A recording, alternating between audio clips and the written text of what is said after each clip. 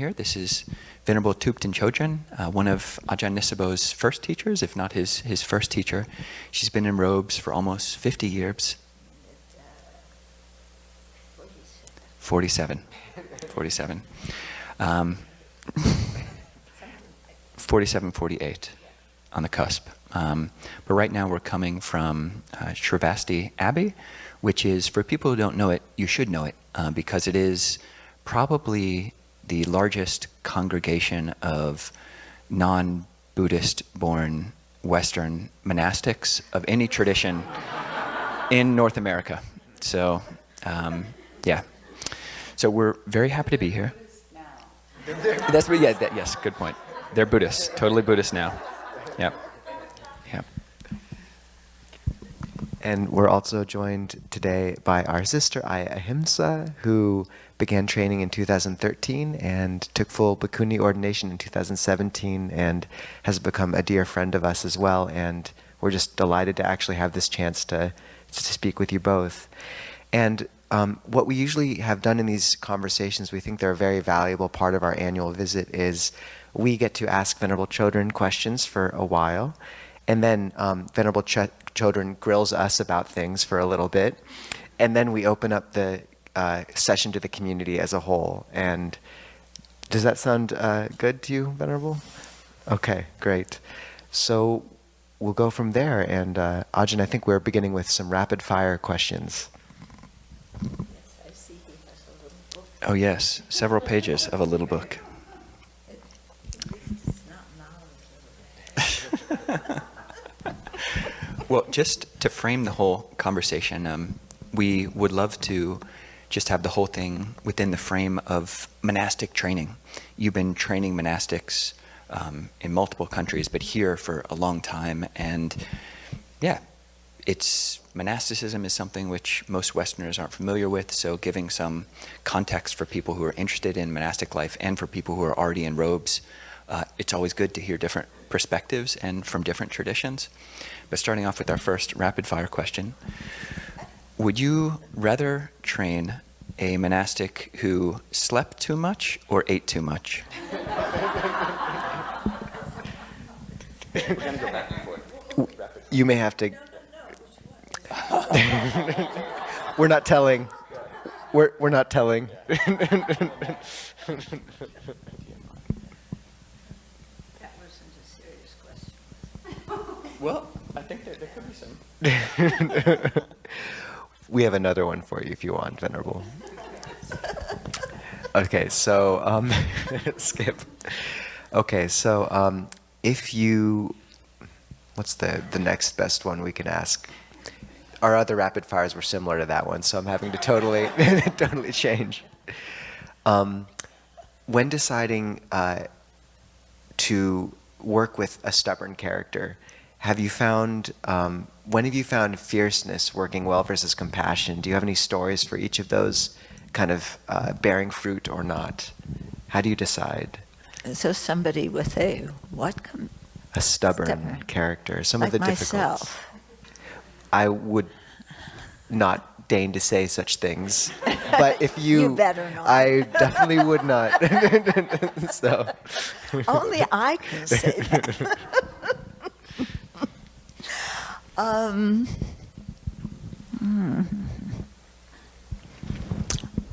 Well, in terms of working with myself, I can be quite stubborn in some ways.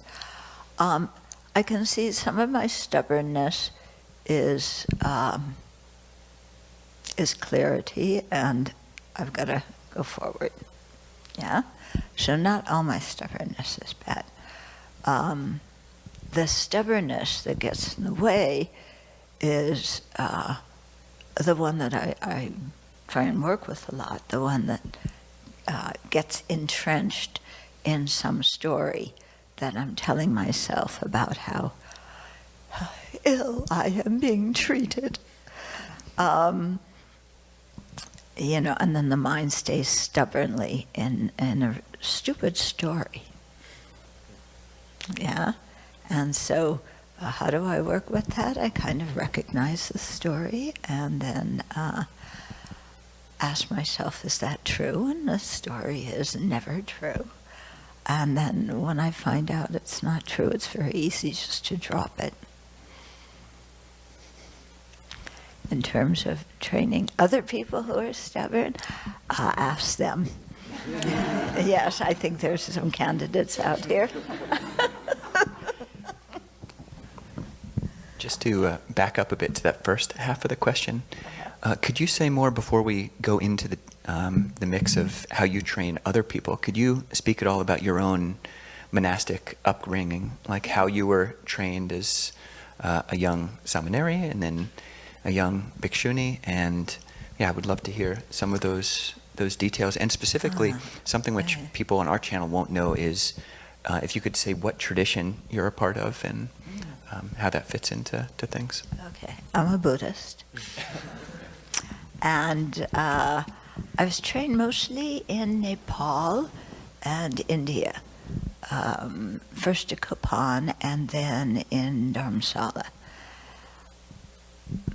How was I trained? This is part of my stubbornness. What I see with my teacher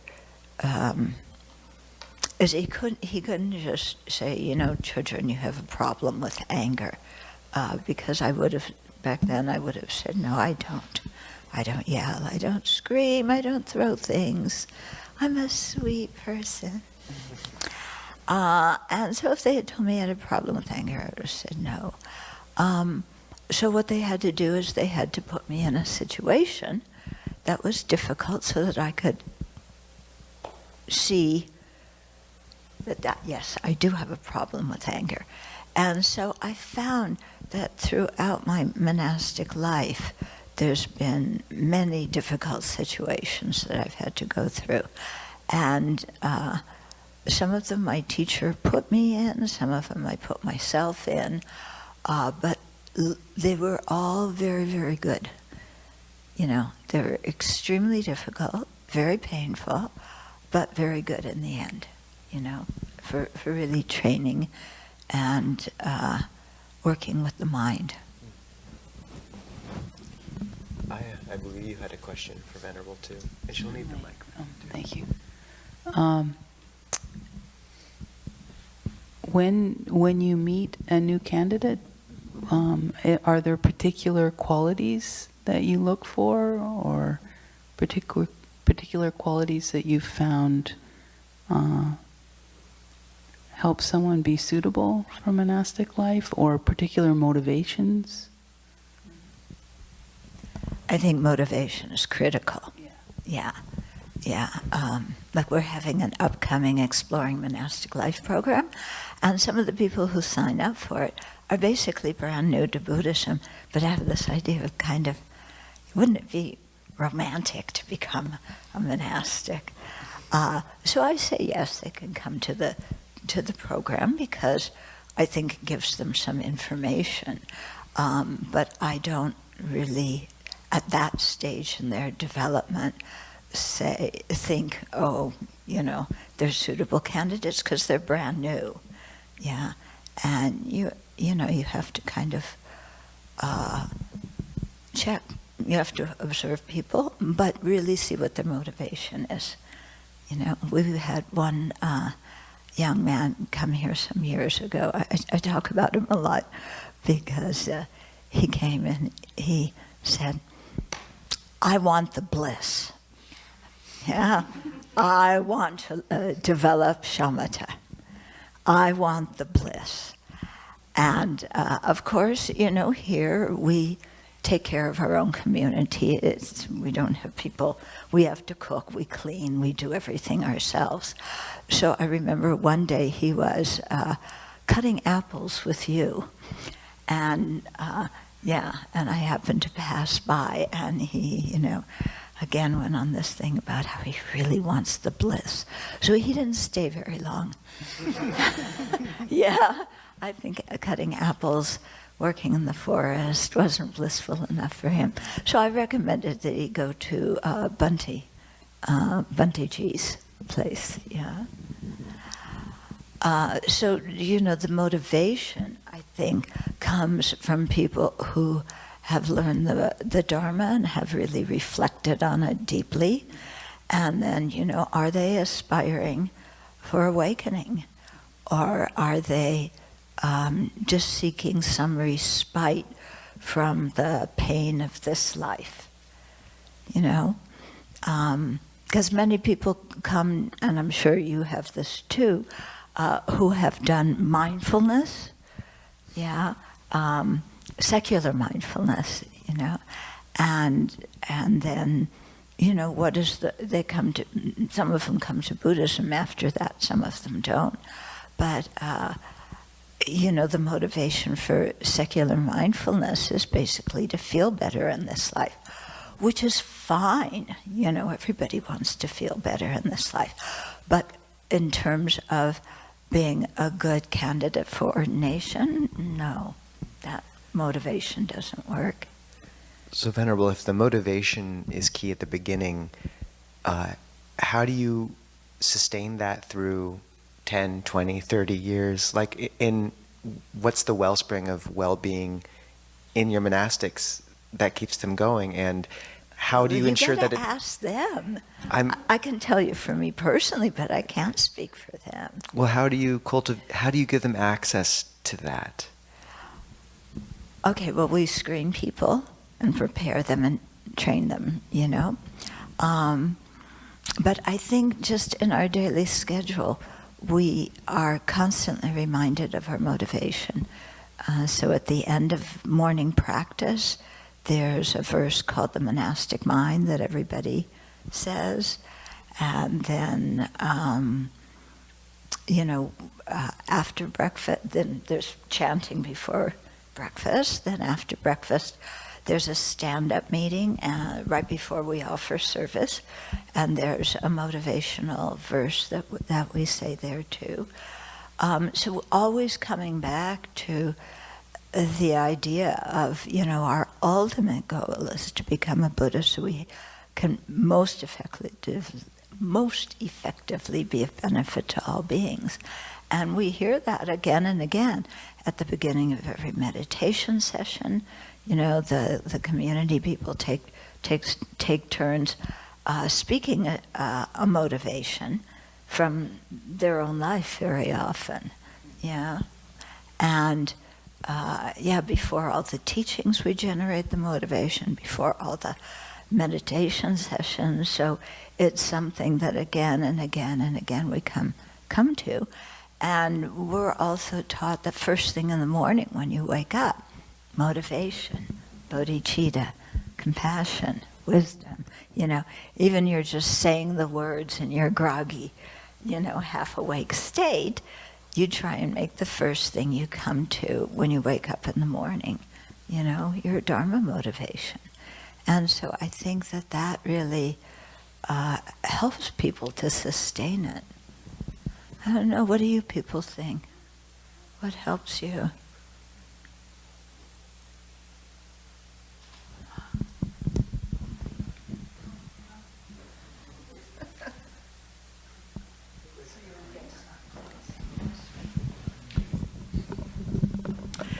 Yes, so all that Venerable said. And in the middle of all of that, stuff happens. And when you're here, you can't distract yourself from the stuff that happens that you don't like. And so you really end up kind of firewalking your old patterns, your old habits of how you like to have things. And so the bodhicitta motivation and the compassion, you start looking at the reason I want to change this mind that's not happy right now, that's trying to control the situation, trying to, just get what it wants, is that the whole world needs people who don't have that kind of mind. You have to be willing to be flexible. You've got to be willing to look at the lack of predictability and insecurity in this world and try to work with that as an asset rather than something that's going to be tripping you up all the time. So in Tibetan Buddhism, there are these thought training teachings all around bodhicitta, as when stuff happens, you can transform that into the path. And all of my spiritual shopping in 40 years, I had never gotten to a spiritual tradition that gave me a map to show me how to let go of my misery and to find something else that was stronger and clearer and more helpful. It's like I'm a totally different person. I can't say that about most of my life. And if I hadn't found the Abbey and met Venerable, I don't know what I would be doing right now. I'd be in a pretty sorry state. So I think that there's something very powerful about living in community. The rock tumble analogy really functions. And you do get your sharp edges smoothed off. And you do start to get polished as the years go on, provided you're willing to do the work for the benefit of Buddhahood. Sadhu. I'm curious about committing. Oh, please. No. Did you want to say something?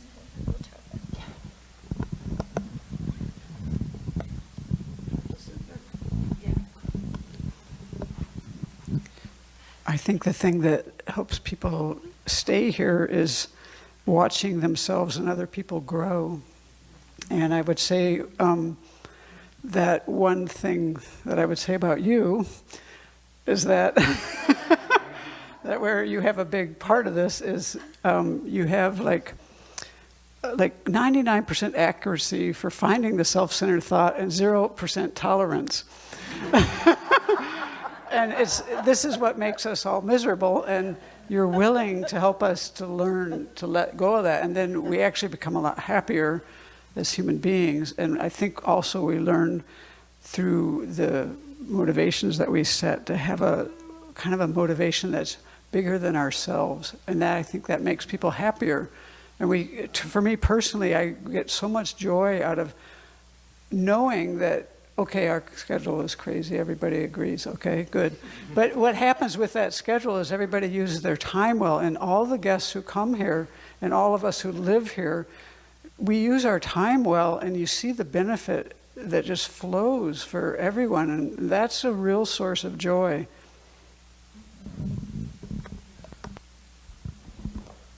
Oh, this is great. Anybody else? Yeah, please.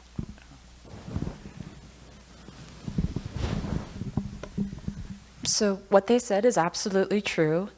And when we start to go near rock bottom, it's not unexpected in that, when we're first even requesting ordination, I believe all of us get told, okay, now go and write that down.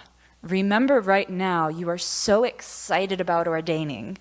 Remember why this is. Write it down. And those days where you wonder, why the heck have you done this? You go back and look at that. So, and I think especially when we live here and we're training as anagarakas, you kind of see that every day is not perfect, that monastics are struggling in different ways, not just with each other, or the schedule, but sometimes just with your own motivation, your own practice, your own self-confidence, wondering if you've made, the right choice to ordain. And to be able to look back and say, what is it that I thought, a year ago, 10 years ago, whatever it was when I ordained, that was clearly the wisdom mind. That was clear-sighted. Okay, right now I'm afflicted. And so I think that is part of what helps us is that, not every day is perfect. And I can recognize that afflicted mind and say, well, I've thought wisely before. I will keep trusting that mind.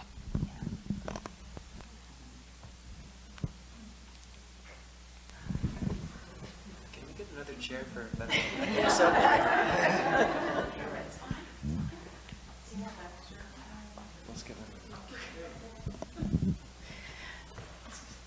I would say that Venerable Chodron has designed the perfect environment for people to practice, but it's up to them how seriously they want to do it.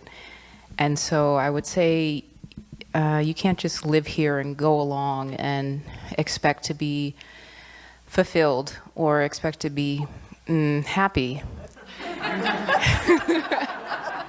You have to keep meditating on the defects of cyclic existence and meditating and questioning where does real happiness come from and continuing to do that every single day and every difficulty you encounter applying the Dharma.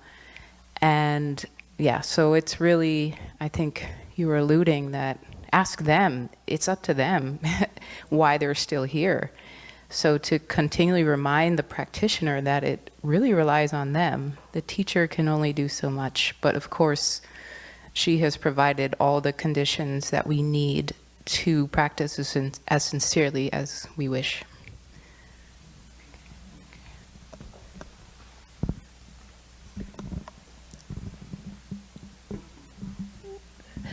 The benefit that this place brings to people is also a huge motivation, the vision, to contribute to the vision. We have so many outreaches, like the SAFE program, the YouTube channel, the various venerables who go out to teach in all different places, the teaching tours that you do. We hear so much feedback about the benefit and how it changes lives. And so knowing, being a part of making that vision happen in any way is fulfilling when we see the long-term benefits, especially when we've had people connected to us for so long and they keep coming back and they just thank us for being here. That is inspiring to stay here.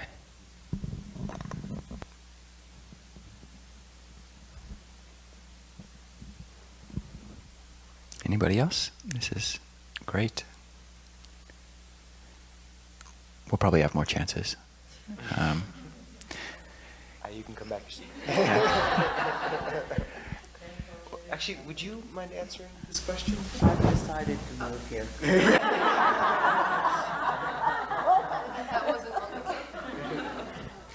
I mean, what introduced and kind of allowed for all of those beautiful reflections was you talking about a daily Dharma motivation and being clear about what that is.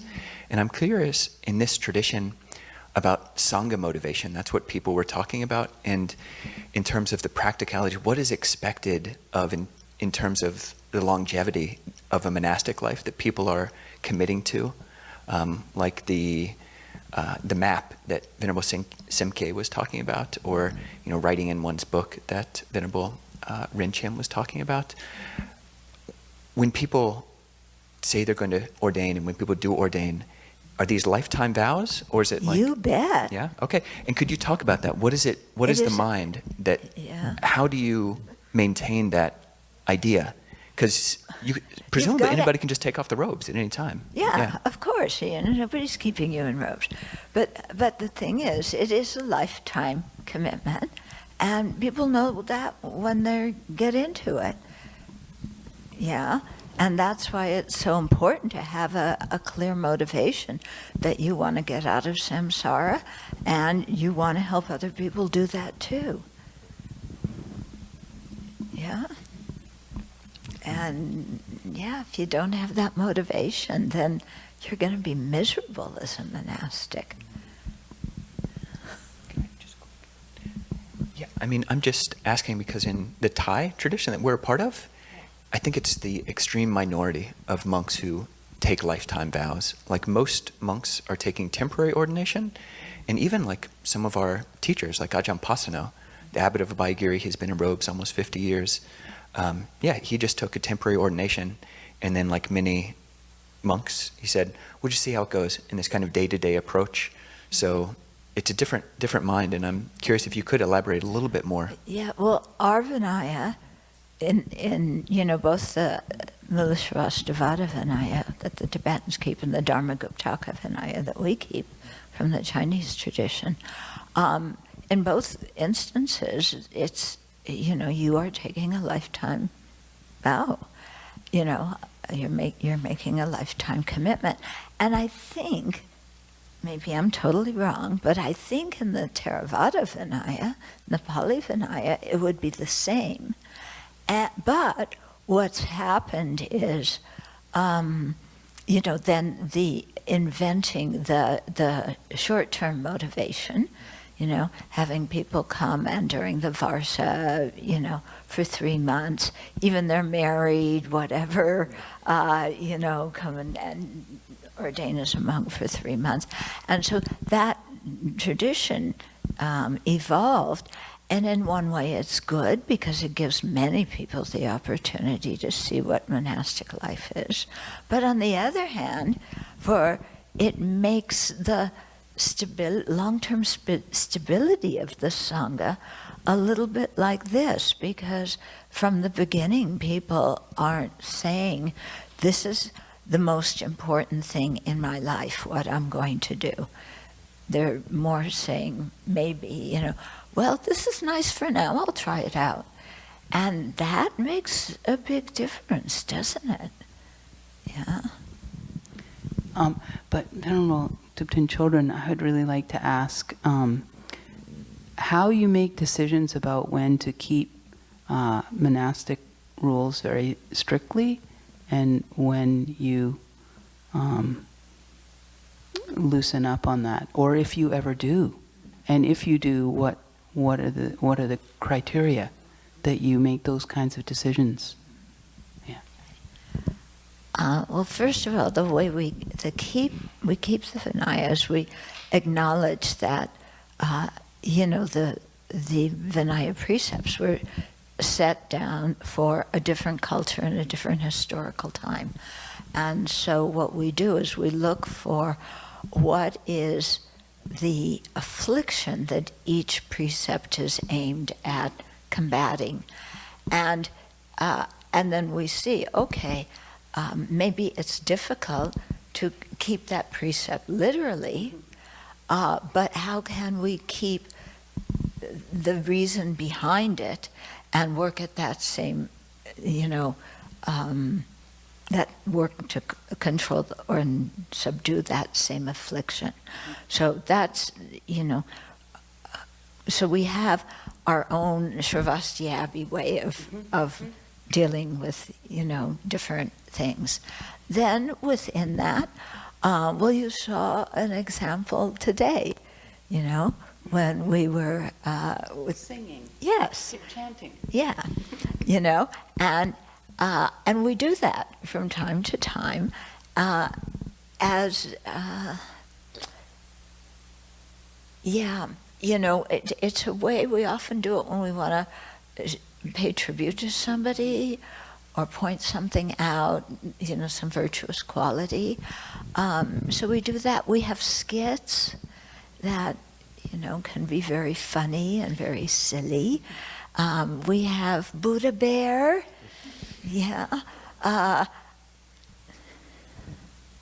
This is persevering prairie dog who is a disciple of Buddha Bear.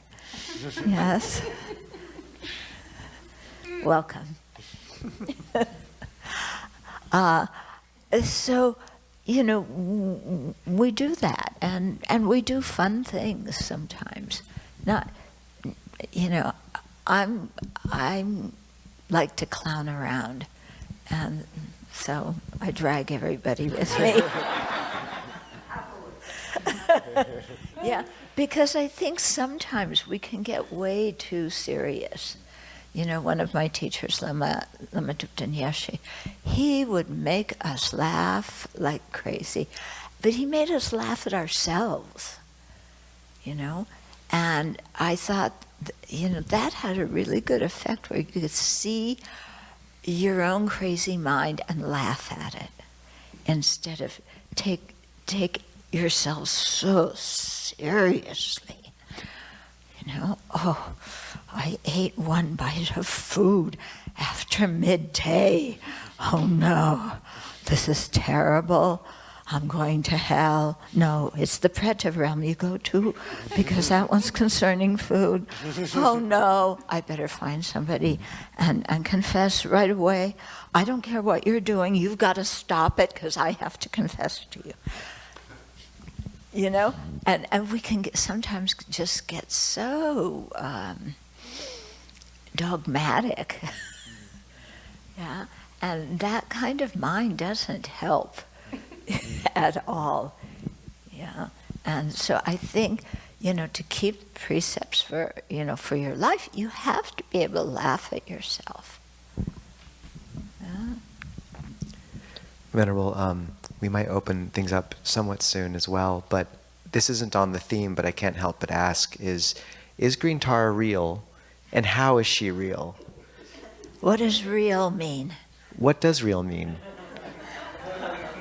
Now, I'm asking you. So we asked Venerable Tenzin Palmo this, and she said that she'd heard it asked to another Lama, and he said, green Tara knows that she's not real.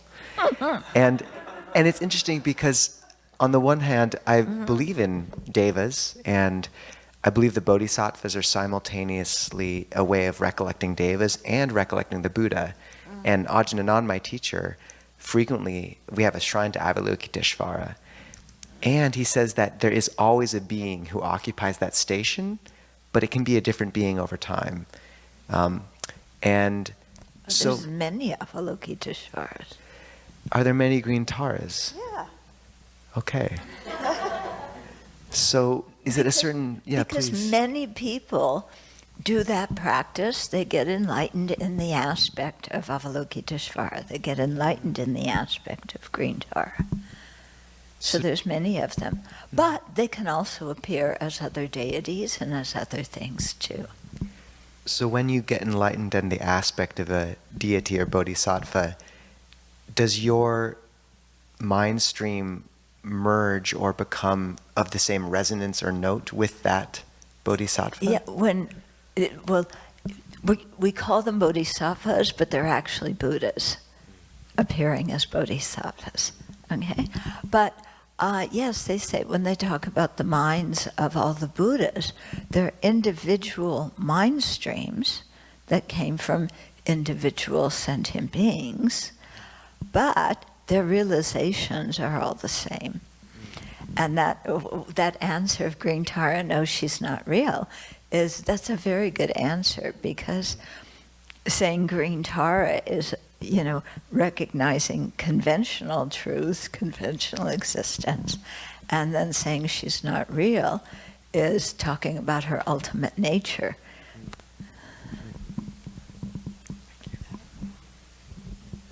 Maybe just, on this note of Avalokiteshvara, skill in means, and can be very helpful and very loving and very joyful and bringing, joy to people, but can also, bring some discipline to things. And I'm curious, you had mentioned, the bringing joy to the community, but also in your own monastic training, you said things were really difficult.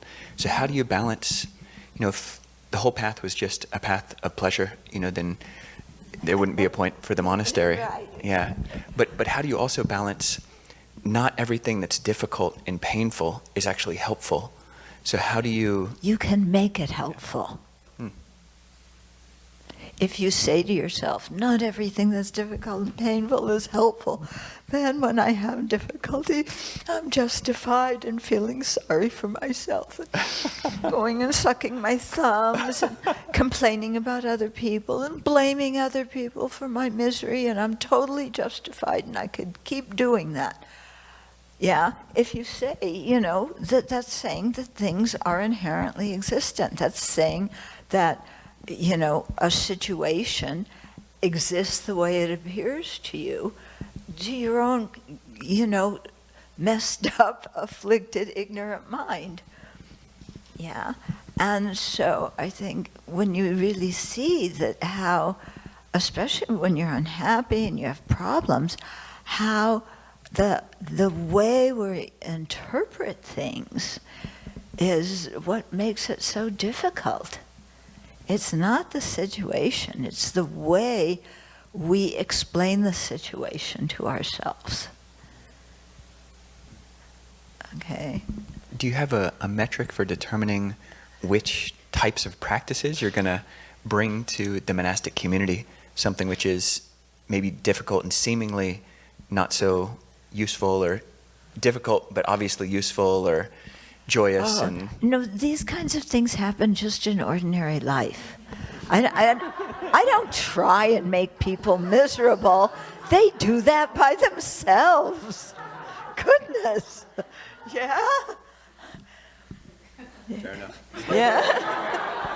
Yeah. When somebody's unhappy, if somebody thinks, oh, that person made me mad, that is a wrong conception. Nobody makes you mad. Yeah? You look at the situation and say, well, according to my self-centered thought, what that person is doing is totally unacceptable, and I'm going to fight against it and tell the world how awful they are until they stop doing it. And all that's coming from one's own mind. It's not coming from the other person. Yeah? The other person just says some remark. You know? Like I ask them to do something and they look at me and say, no. You know, it's like, you're saying no to me? How can you say no to me? Don't you know who I am? Well, I don't know who I am either. You know? Yeah, and it's like if I go on some trip because somebody said no, that's my doing. Yeah, because I could look at the situation totally differently. Here's somebody, I asked them to do something, they don't want to do it, they said no. Okay, now I do have an obligation to train that person. Yeah. So sometimes I just say, okay, let it go. Yeah. And sometimes I'll say something right to them at that moment.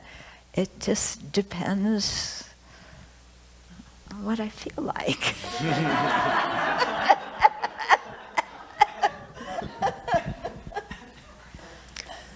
Ahimsa, did you have another question? You should ask some of them to work.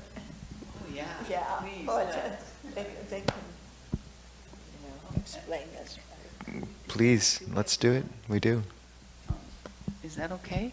We'll open up the forum. Could we open up the floor if people would be willing to share a poignant, pivotal, helpful, maybe painful training time with Venerable Thubten Chodron, or with each other, or with others in the No. Yeah. Can we? If anyone. Oh, okay. He's new. Is this okay? It's great.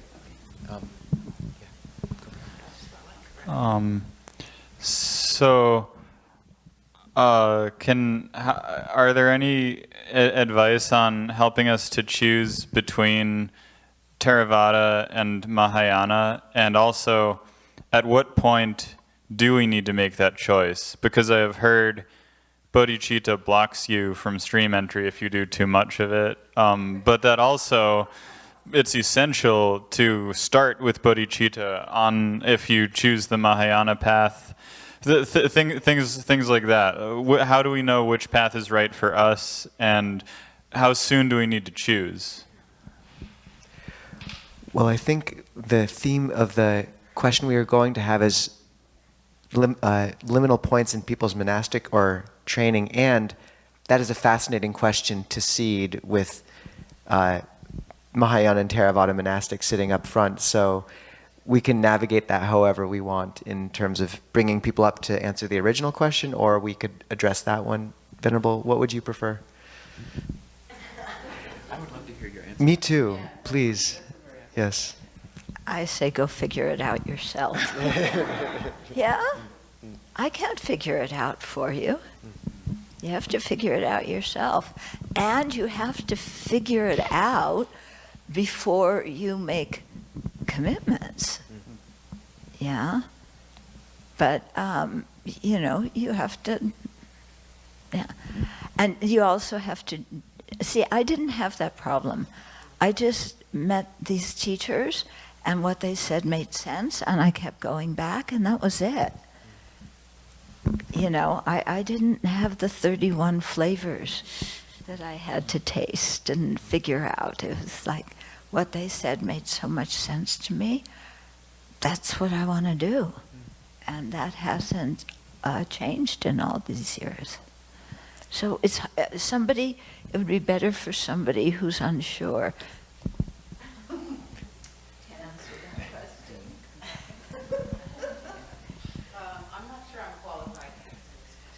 Venerable Chodron, may I speak to that one? Yes. Yeah. Ajahn Kovilo, did you want to? So for me, I feel, and I don't know how well this fits into, the Mahayana and Theravāda paradigms and worldviews, but I feel like I have a lot of Mahayana karma and history and incarnations in my life. I feel really strong resonance with the Tibetan tradition. And in the present moment, good practice has always felt like good practice to me. And I've never seen a fork in my road, in the sense that, I came here for exploring monastic life, and Venerable Chodron was one of my key teachers from about 13, 14 years old. And I love this place, and I feel, the monastics here keep such crisp, a direct, sincere path, and I'm extremely inspired by it. And I've always just felt this deep resonance with the Pali teaching and the Pali canon and the Theravada tradition. And that's persisted. And, for me, I do cultivate loving kindness and bodhicitta, and yet I don't know exactly where my path goes. Like maybe, by following the Dhamma, I do find I've traveled through several lifetimes doing good, building a monastery in Seattle, and then after a time, maybe enlightenment happens, or maybe I return to the Theravada path or Mahayana path. With Ajahn Chah, he built immense paramita, spiritual perfections, over many lifetimes. But I think the fact that he attained arahantship the lifetime he did, released a supernova of goodness into the world at exactly a moment when he needed it. And I think maybe that was the most benefit he could have possibly done. And so for me, I think the Dharma is mysterious, and when you begin to talk about these upper echelons of practice, things become quite confusing. Like in the biography of Milarepa, he ascends to the Dhammakaya. What's that? In Ajahn Mun's biography, his enlightenment experience, he's visited by a bunch of former Buddhas. What's that? And so for me, I've just found, like, I don't know what my path is long term. I know right now what the Dharma is calling me to do, and I do that. But, you really find that, I find that the deeper the practitioner's commitment that you're speaking to, the less these distinctions seem to matter to me. And so I feel, such resonance with the monastics here. Just have a little bit of a sneaky workaround is that I've been attending Dharma Realm Buddhist University at Chinese Mahayana University for the last 4 years, and my main practice, meditation, is the mantra Guanyin or Guanyin Budo.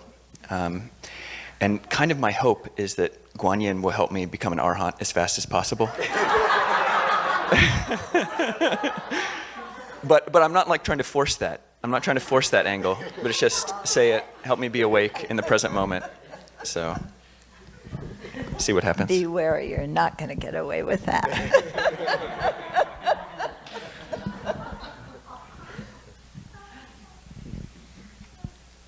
Well, maybe we could open that up to the monastics here, if anyone's willing to share their own poignant points about training here, things which have helped you stay in robes, and the benefits of the training that happens here and the specifics of it. Because a lot of us, it's so kind of sad that so many, at least from my point of view, I know so little about most other Buddhist traditions, and it would be a benefit both to monastics and to the largely Theravada audience that watches Clear Mountain interviews, to hear about what the training is like in this tradition and what people have found useful, because it might be different, it might be the same, but just having a broader range of perspectives is great.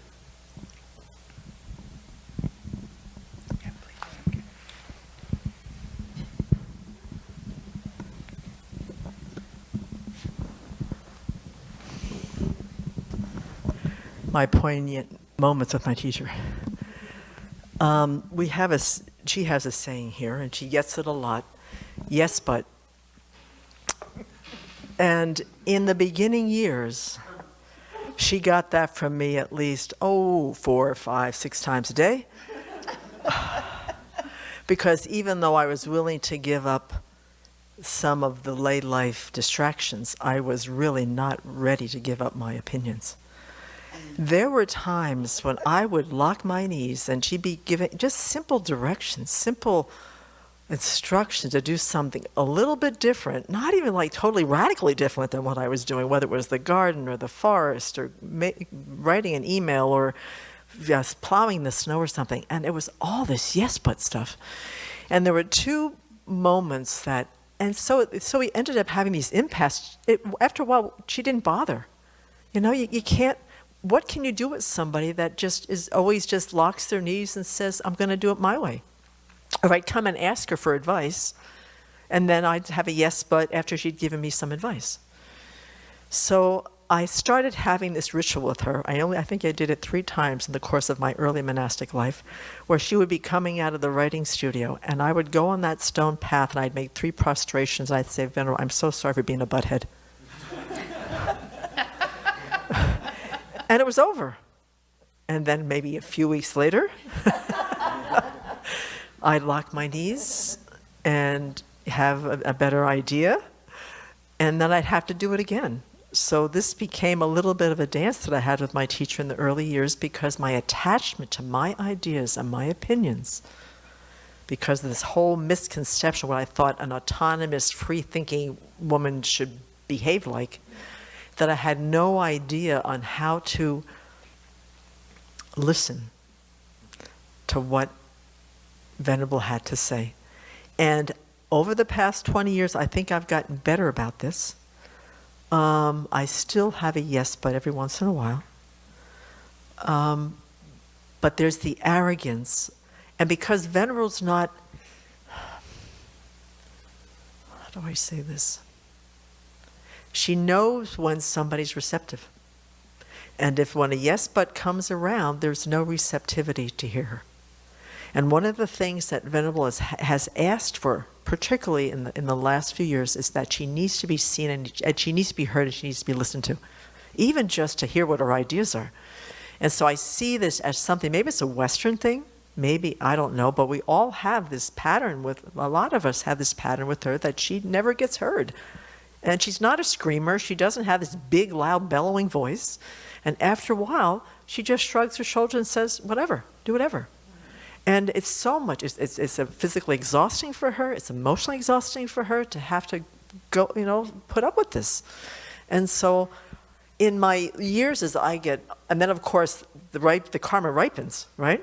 Because now I get to be in somewhat of these roles and I'm getting the yes buts. So the karma is ripening for Semke on what that feels like. And of course I don't have the patience that she had. Sometimes she would wait long enough and I'd come around and I would hear her. So one of the difficult things of being in a very strong, our strength in this community to survive is sometimes, it turns into a defilement, it becomes an obstacle to our relationship to each other. So how to be able to use obstinacy and stubbornness and determination and having a clear idea of how to move forward are great qualities, and we have a lot of strong people in this community, but sometimes we kind of run over our abyss with that kind of strong personalities. So this has been a life process for me to let go of my ideas and my opinions. And, she's figured out a way to work with my shortcomings on this side. But it's something that I see her continually dealing with the community at large, is the yes, but the attachment to ideas and opinions. Thank you so much.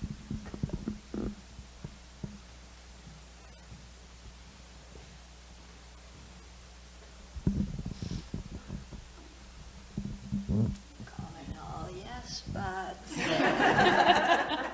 before I call you.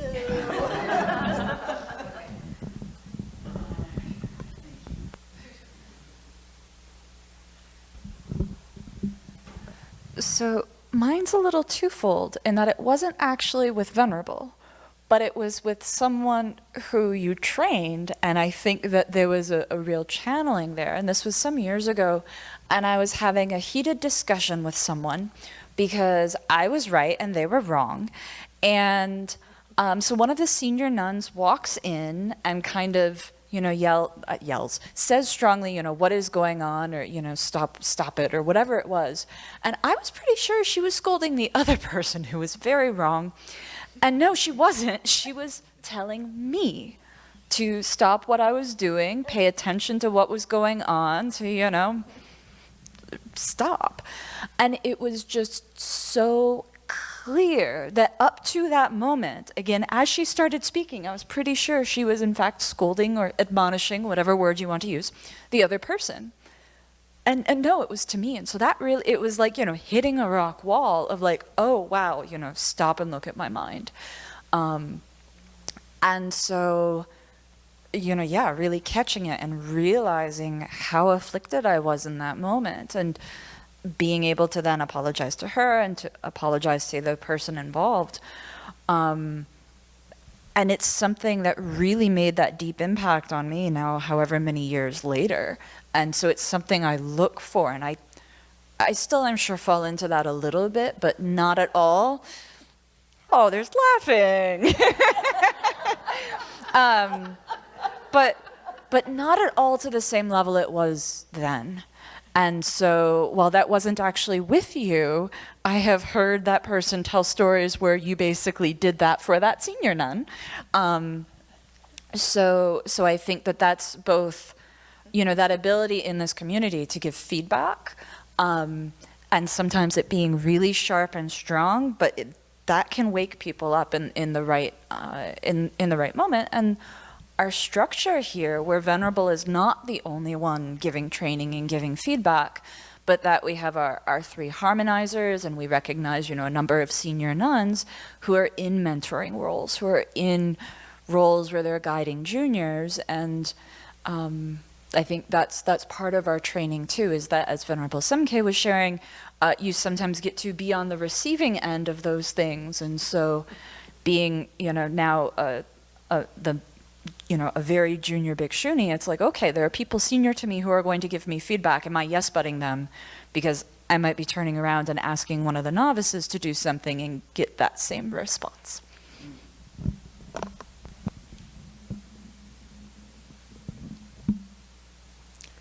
I do.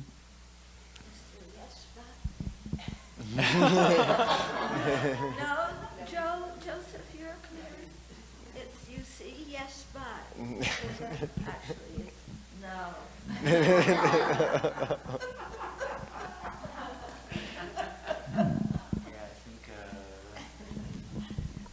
Yeah, it's like we do butt heads with each other and break off those edges of the rocks. But also we know that each person is doing their best and really cares about us and wants us to grow, and we can see each other growing. And so there's a lot of love and connection within the community that keeps us going.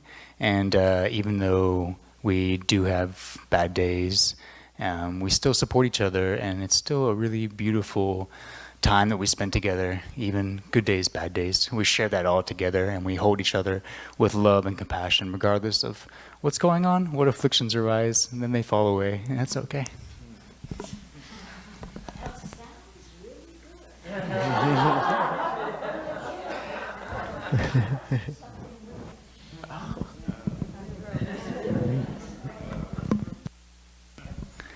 Yeah, I remember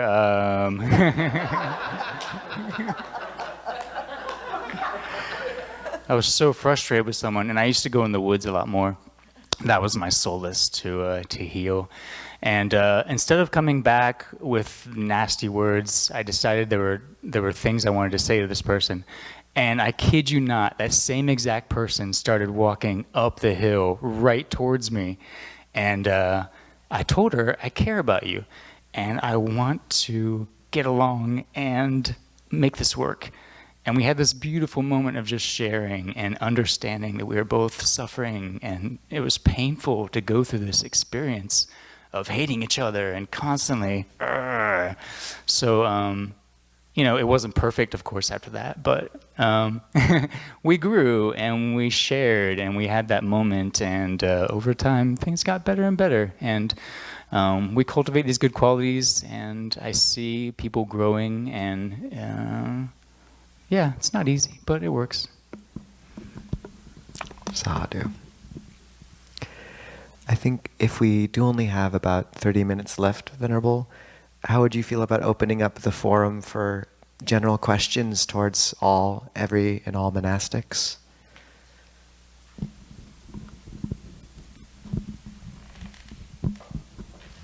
Hello, thanks for coming. I have a question about unconditioned awareness. I think I've heard it called chitta. Could you explain that?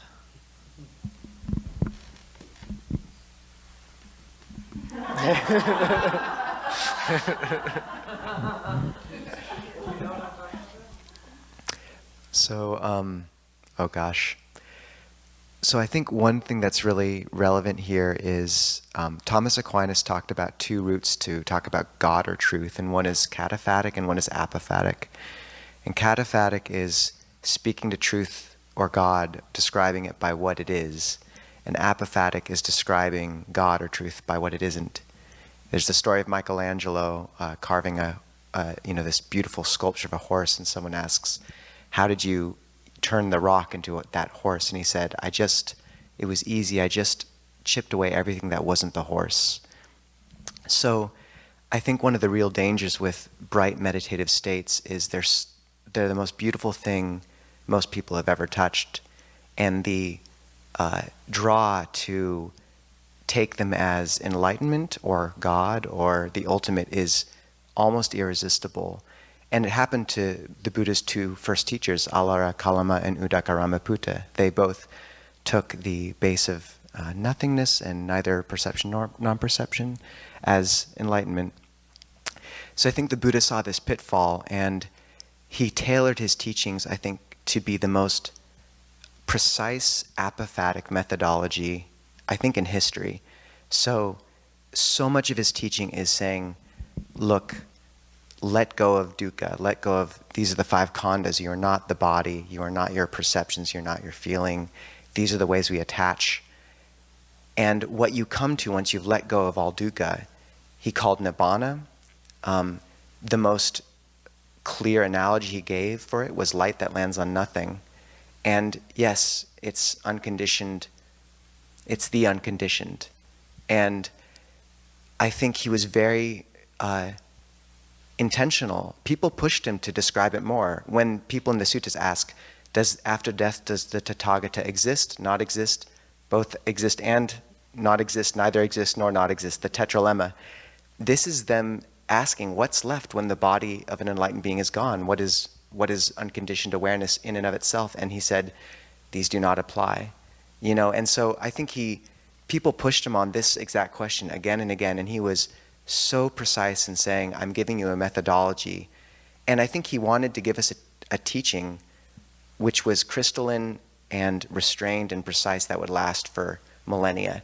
And as soon as you begin to talk about what unconditioned awareness is, you really risk people reifying it and getting stuck on it. And I find that every tradition since, you plant that kernel of the Buddha's words in different soils, and it grows into this flowering where people do circle around these articulations of unconditioned awareness. People talk about the chitta. I think there's ways of thinking about Buddha nature which are resonant with the enlightened mind, perhaps are the same thing. And I think that's necessary for us to not to just intuit a blank darkness.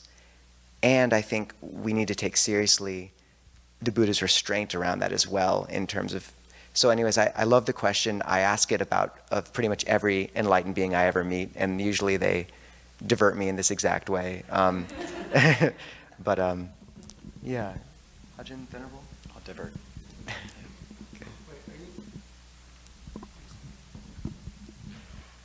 Are you saying that the awareness is of the unconditioned, it's awareness of nirvana? Or are you saying that the awareness itself is unconditioned? Or are you saying you don't know because you're not, you haven't seen it? Yes. So I'm not enlightened. I haven't touched the deathless. And as to, it's difficult because the closest I think the Buddha gets often is talking about chitta. And yeah, I don't want to go deeper. I mean, I think the Buddha really acknowledged we can't conceive of what's deathless. It's beyond words. I mean, just think of quantum mechanics, you know, just the two-slit experiment where you send a photon through two slits and somehow it simultaneously goes through both. It's a wave and a particle, and it makes no sense to the conceptual mind. And I think the Buddha just acknowledged we can only conceive of so much. So look, Nibbana's good, keep going for it, put down everything that's not that. And when you get there, it's worth getting to, and it is justified in and of itself. And yeah, that's all I think is, you know, light that lands on nothing. I don't know.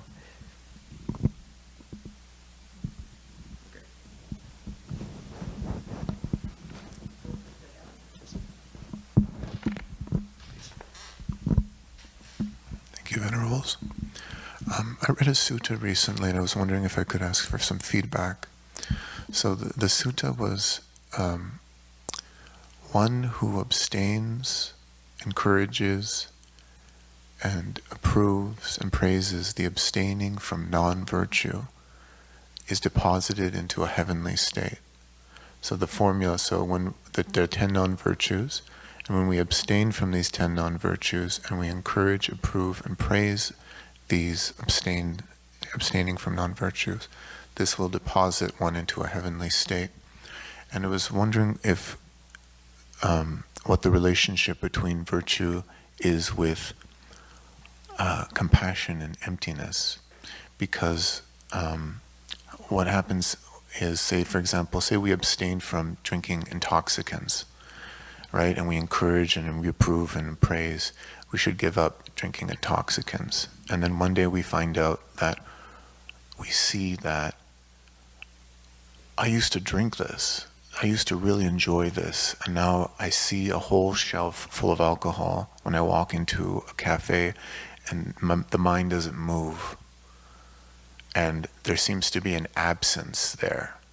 And I was wondering, and we rejoice in that. I was wondering, is that a form of emptiness that we're cultivating in the practice, that there's something here that's not longer there, and that's joyful? Like, that's one thing that arises. I was wondering if I could get feedback from spiritual friends. Thank you.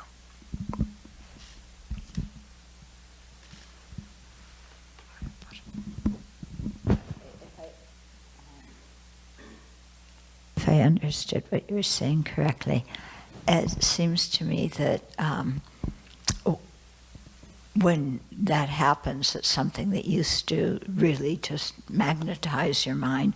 All of a sudden, not all of a sudden, but after working on it for a while, you say, actually, that's not so interesting. I think what that is it's just showing that your wisdom is developing. Yeah, and with that, your renunciation. Yeah, that's great. Wisdom, renunciation, and just your capacity for noticing subtlety of virtue. And yeah, it's the more you're able to see nuance and subtlety in virtue, the more you're able to participate in the joy of virtue. I mean, in Theravāda, we give the 5 precepts.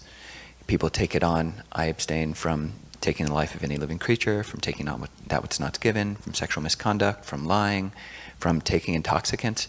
And that's basically it. But this sutta, which you talk about, takes all 5 of those and each 4 of those. So one refrains oneself, one approves, encourages, and praises others.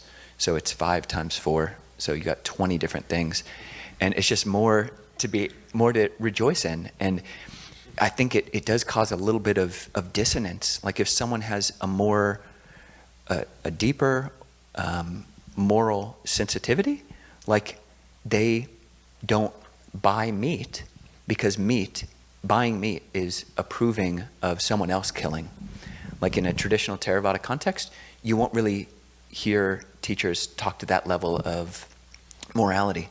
As long as you don't, I'm not killing the animal myself, so that's good enough. And that's good, that's great that we're not killing ourselves, but when you get this increased sensitivity, it's great because you can rejoice in that. But it's really hard to talk about with people who don't yet have that sensitivity. There's a sutta in the Pali Canon where the Buddha says that when you talk about generosity to people who aren't generous, then they don't want to hear it. And when you talk about like suttas to people who aren't learned, then they don't want to hear it. And when you talk about subtleties and refinement and sensitivity of virtue, morality, precepts, and they don't have any of that, it's like, get out of my face, dude. You know, I didn't come to the monastery to have you tell me, you know, what I'm going to buy in my grocery store. So yeah, just being sensitive to that. And when people are open to it, then you can see the light. I mean, yeah, it brings a lot of joy to people who it's not even a question. They've been, yeah, knowing the sentience of other beings and respecting that for so long that it's they've got a deeper connection to that. So it can be hard to talk about with other people.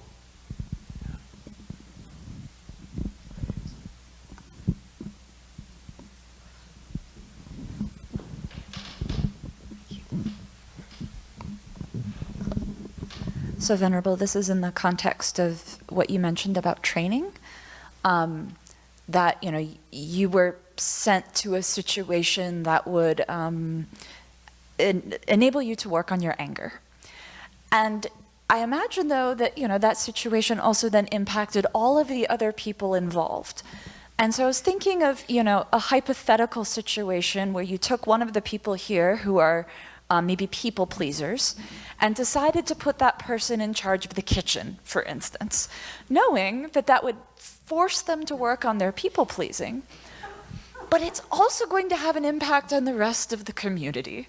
So I was wondering if you could speak a little bit about how you navigate thinking about harmony in the community versus knowing that, you know, this person needs training and maybe throwing them into a certain role would really help with that.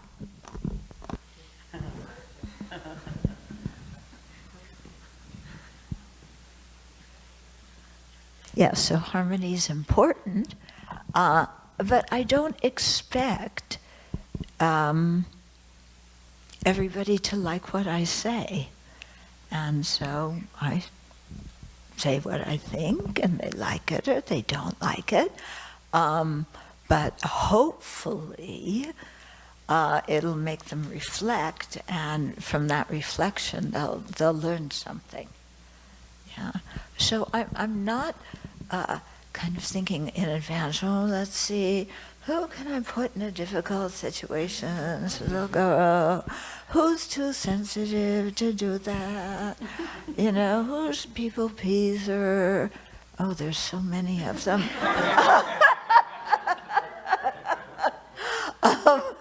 Yeah, I don't really plan it like that.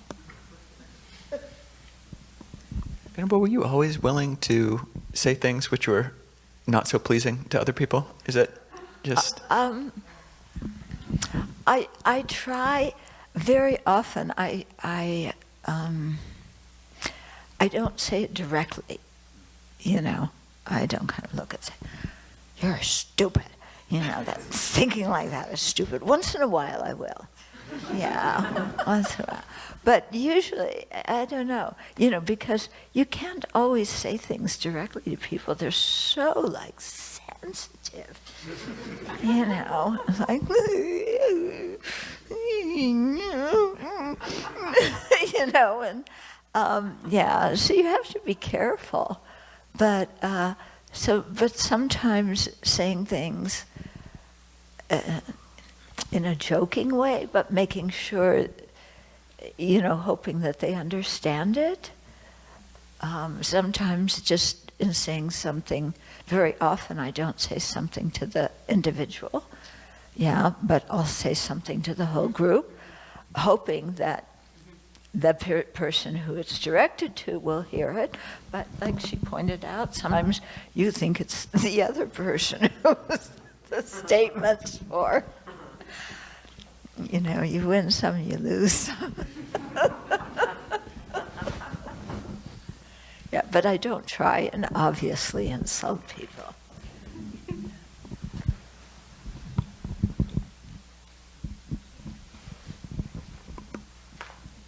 So you're a monastery of two at this point. Is that true that the two of you are in the Seattle area. So how do you work out your differences? It's like there's a larger community here. So how does that work for you two? A mini rock tumbler. Yeah.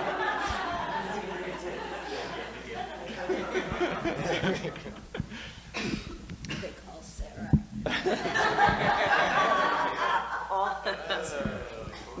I can only say one thing about this is that I share a not Audible Kindle account. I used to share a Kindle account with Ajahn Nisabho, and all of a sudden, all these marriage books were coming up on my Kindle account. I'm going, what is going on here? And I've heard it's been useful. Yeah. Now we're a Kindle family, which is as far as monks get in terms of matrimony, I suppose. Shared Kindle library. They let you have a household family. Anyways, I think we had one marriage book, but it was great. It was called The 7 Principles of something marriage. Good marriage, something along those lines. Yes, yes, the monk-in-law. No, it's a great question. And I think, the Buddha was operating with a population and a community from unbelievably diverse and contentious backgrounds, the caste system, and the structures he put in place were profound, and people here will know this, but I think some of it can get lost in the mix of traditions and years. Some of the elements which have been just so helpful have been the conditions for admonishment, where one does not admonish another monastic. To admonish another monastic, it should be at the right time. You should speak truth. You should speak to the matter at hand, the atta, or the benefit. It translates different ways. From a mind of loving kindness, and ask permission and receive permission. And the commentaries spread those conditions for admonishment out into other ones, such as knowing the Patimokkha in detail, etc. But those 5 particularly, I find, have been very useful. And even with small bits of admonishment, like he doesn't like my title for a talk or something I said, asking for permission, saying I have a little bit of feedback, can I give that? And there's just, it can seem overblown, but there's such a beauty to that respect. And so much of this path involves this paradox where you'd think that holding Vinaya and these structures with precision would necessarily lead to a seriousness and a stress, and sometimes it can. But also it can really, it's like depth perception, where one eye is seeing one side and the other eye is seeing another.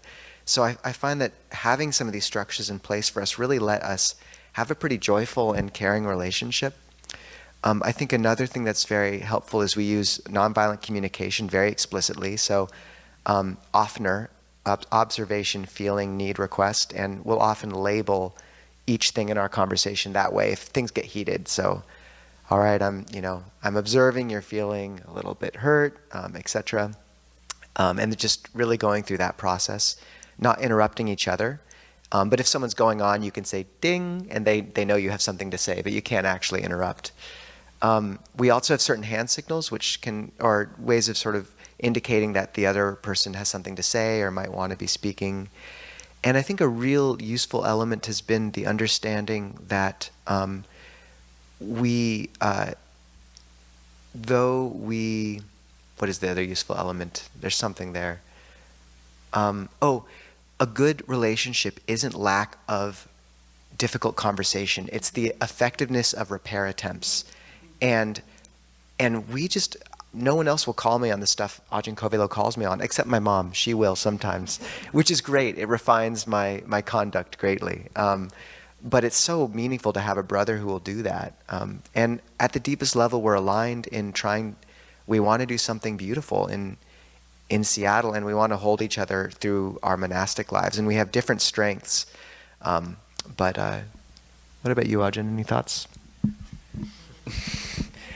I was joking when I said it's kind of like 2 rocks, a 2 rock tumbler, but it kind of is. But I just respect the rock, and there's a lot of gratitude there. And the gratitude really does subsume like any kind of hard, difficult conversations. Like it's, yeah, I just feel so grateful for the friendship, for situation in Seattle and community. And so that really helps, just remembering gratitude. And it's very easy to come back to that, very quickly, actually. And a sutta I will recommend in the Pali Canon, the Anumana Sutta, the Sutta on Inference, Majjhima Nikaya, the brown middle-length discourses, number 15 on inference.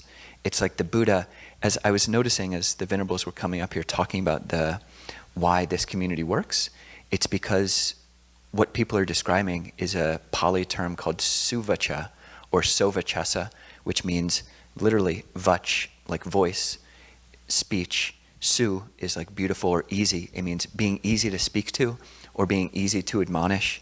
And this sutta just gives great advice about, predicting 2,600 years ago all the things which we might use when I'm receiving advice. The Buddha says, one might say, I want to be easy to admonish. I want to be easy to speak to. But if you do things that make you not easy to speak to, then people aren't going to want to speak to you. They're not going to, want to give you any advice. And some of those are, when receiving feedback, you counter feedback the feedbacker, or you insult the feedbacker, or you lead the talk aside, or receiving feedback, you get angry and confused. And there are all these things. There's like 16 of them that it's just so reliable. And it's just like, I can't do that one. Okay.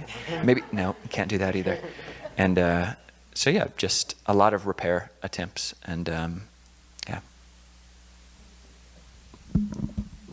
And some of the little formalities, like how often I Anjali him and stuff, and he does the same for me. They've been very helpful to kind of frame things, because we are living close together. But it's there's no one I'd rather be kind of a brother in robes with. So he's helped me in so many ways and given me so much. So it's true.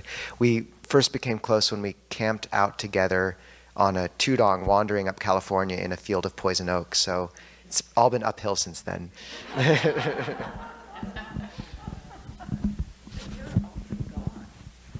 I was often gone when I was at the university. I would only come up during the winter breaks a month, and then summer breaks 2 or 3 months. But now I'm up here full time. I graduated in May. So I finished. Yeah, which was in May. Yeah. Yes. Yeah, good point. Yeah. We're giving great marriage advice for being together for a month and a half. Yeah.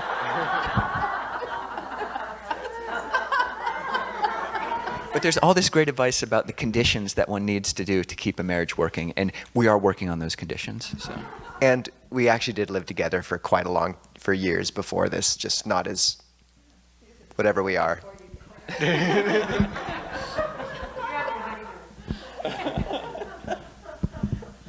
It doesn't feel like a honeymoon sometimes.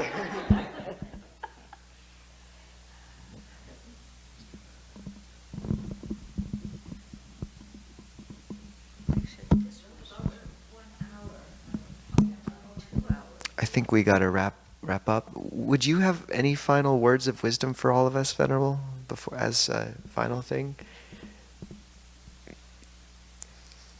Lovely.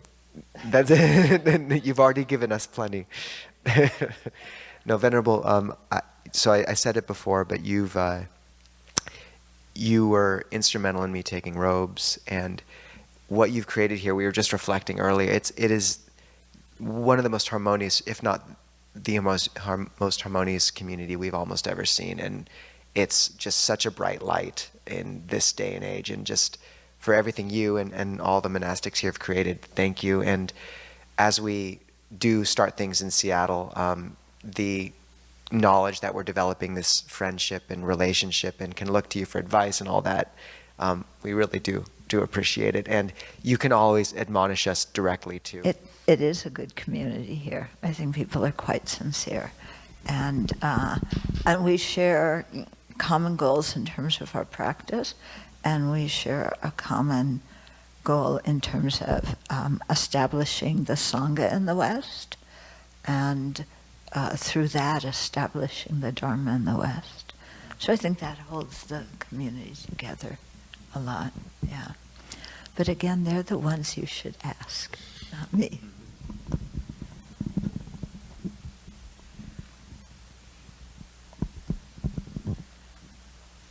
Yeah, so come anytime. Thank you. We'll stay for the rest of the week. Okay. Good. Yeah, no, it's very nice. I'm glad you come, and thank you we've been getting many people here who you've recommended that they come here, and they've all been really good people. So thank you. Great. Thank you, Venerable. And your mom's a great cook. We hear as much. It's true. But I think it's quite incredible to have a mom that is a practitioner. Yeah. Even more incredible to have a son that's a monastic. Yeah. It's always, the bar is always here for. Pretty great having you, Mom. I don't know.